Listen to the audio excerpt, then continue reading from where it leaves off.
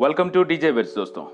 मैं डीजे फिर एक बार आप लोगों को स्वागत करता हूं डीजे बेट्स में, कुछ नई इंस्पिरेशंस के साथ, एक नई कहानी के साथ। दोस्तों, ज़िंदगी में अक्सर कई बार ऐसा होता है जब हम पूरा होपलेस बन जाते हैं, अपने आप को ज़ीरो समझने लगते हैं, कुछ नहीं, सब कुछ बिगड़ चुका है, हम कुछ भी नहीं कर सकते और हम कुछ भी आगे नहीं बढ़ सकते, ज़िंदगी में हमारा वैल्यू ही कुछ नहीं रहा। मगर दोस्तों, क्या आप ये जानते हैं कि ज़ीरो का वैल्यू तब तक ज़ीरो रहता है जब तक वो सही जगह पर नहीं पहुंचता, और जब वो सही जगह पर पहुंच जाता है, फॉर एग्जाम्पल लीजिए, एक के पास अगर ज़ीरो लगा लें 10 बन जाता है, 10 के पास ज़ीरो लगा लें 100 बन जाता है, राइट। इसी बात को लेकर मैं आप लोगों के लिए एक मज़ेदार सी कहानी लेके आया हूँ।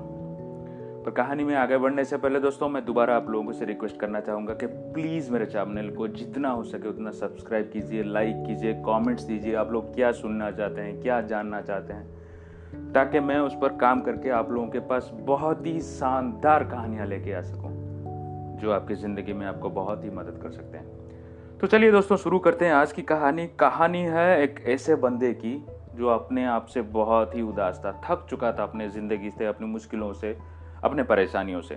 वो अपने आप को ज़ीरो समझने लगता था कि वो आगे कुछ भी नहीं कर सकता, कुछ वैल्यू नहीं है उसके लाइफ का, कुछ भी नहीं है वो। ऐसे डिप्रेशन में एक बार उसकी मुलाकात एक महात्मा से हुई, एक ऋषि से, एक सेंट, उनसे मुलाकात हुई।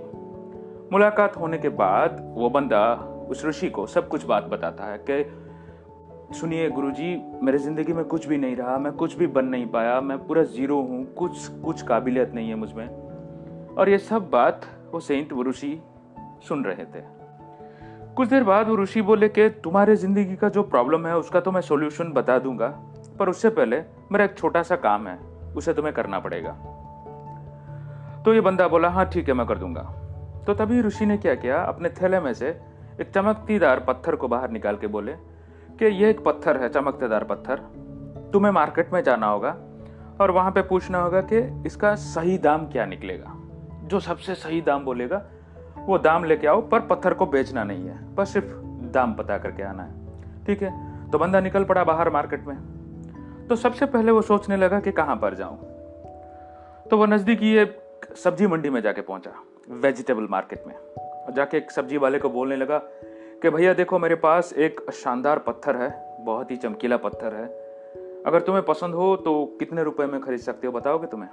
वो सब्जी वाला पत्थर को देखने लगा कि बोला हाँ, पत्थर तो चमकीला है, सही है, अच्छा लगता है, डिजाइनदार है, पर इसे मैं ज़्यादा से ज़्यादा 1000 रुपये में ले सकता हूँ।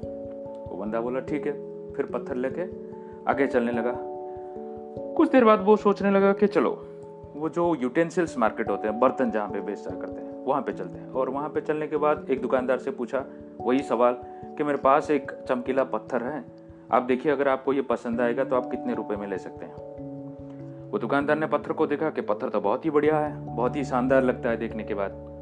तो वो बोला ये तो मेरा कुछ काम का नहीं है, पर हाँ, इसे मैं कुछ डिजाइन वगैरह के लिए रख सकता हूँ यहाँ पे, तो इसका मैं ज़्यादा से ज़्यादा 10,000 रुपये दे सकता हूँ आपको। पहले वाला 1000 और दूसरे वाला 10,000, ठीक है। बंदा फिर आगे बढ़ने लगा। आगे बढ़ने के बाद वो सोचा कि कहाँ चलूँ, ठीक है। इस बार वो क्या किया, एक ज्वेलरी शॉप में गया, सोने वाला जो, और वहां पे जाके पूछने लगा कि साहब, मेरे पास एक चमकीला पत्थर है, अगर आपको पसंद आए तो आप बता सकते हैं कितने रुपए में खरीदेंगे ये।